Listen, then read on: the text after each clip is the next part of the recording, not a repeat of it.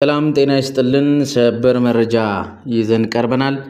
የኢትዮጵያ ኦርቶዶክስ ተዋሕዶ ቤተክርስቲያን ቋሚ ሲኖዶስ በዛሬው ዕለት ሚያዝያ 22 2017 ዓ.ም ልዩ ልዩ ውሳኔዎችን አስተላልፏል። ቋሚ ሲኖዶሱ ብፁዕ አቡነ ገብርኤል ከቤተክርስቲያናችን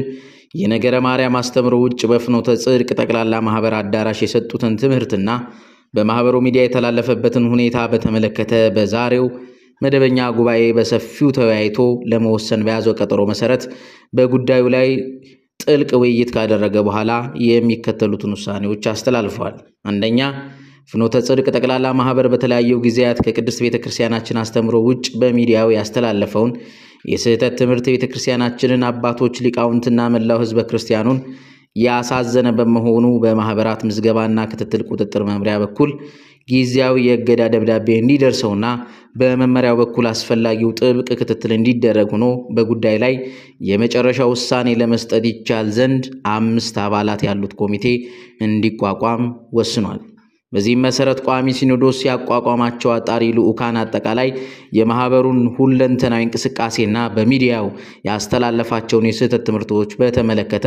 ከጠቅላይ ቤተ ክህነት ጽሕፈት ቤትና ከማህበራት ምዝገባ ቁጥጥር ክትትል መምሪያ ጋር በመነጋገር በሚገባ መርምረውና አጣርተው በአጭር ጊዜ ውስጥ ከውሳኔ ሐሳብ ጋር ለቋሚ ሲኖዶስ እንዲያቀርቡ ተወስኗል። ሁለተኛ፣ ብፁዕ አቡነ ገብርኤል ማርያም ቤዛዊተ ዓለም አትባልም በማለት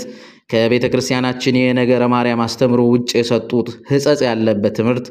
በቤተክርስቲያን ጉባኤ በኩል በሚገባ ተመርምሮና ተጣርቶ ከመፍትሄ ሐሳብ ጋር ለቋሚ ሲኖዶስ በአስቸኳይ እንዲቀርብ ብፁዕነታቸውም ጉዳዩ ተጣርቶ የመጨረሻ ውሳኔ እስኪያገኝ ድረስ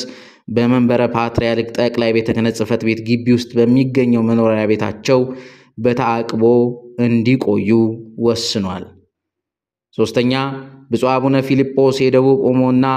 አሪዞና ሀገረ ስብከት ሊቀ ጳጳስ የቅድስት ሥላሴ መንፈሳዊ ዩኒቨርሲቲ ፕሬዝዳንትና ብፁዕ አቡነ በርናባስ የደቡብ ካሊፎርኒያ ሀገረ ስብከት ሊቀ ጳጳስ ያስተላለፏቸው የስህተት ትምህርቶችና በሌሎቹም መምህራን የተላለፉ ነቀፋ ያለባቸው ትምህርቶች ካሉ የሊቃውንት ጉባኤ ከቤተ ክርስቲያኒቱ አስተምህሮ አንጻር በሚገባ መርምሮና አጣርቶ ከመፍትሄ ሐሳብ ጭምር ጋር አብሮ ለቅዱስ ሲኖዶስ ለቋሚ ሲኖዶስ እንዲያቀርብ ተወስኗል። አራተኛ፣ የኢትዮጵያ ኦርቶዶክስ ተዋሕዶ ቤተክርስቲያን መገናኛ ብዙሃን ስርጭት ድርጅት ለፍኖተ ጽድቅ ጠቅላላ ማህበር ሚዲያ የአየር ሰዓት የሰጠበትን ዝርዝር ሁኔታና ከማህበሩ ጋር በተያያዘ አየር ላይ ያወራቸውን ትምህርቶች የሚያሳይ ሪፖርት እንዲያቀርብ ይደረግ በማለት ቋሚ ሲኖዶስ ወስኖ የዕለቱ ጉባኤ በቅዱስነታቸው ጸሎተ ቡራኬ ተጠናቋል። አሐቲ ድንግል አሐቲ ድንግል አሐቲ ድንግል አሐቲ ድንግል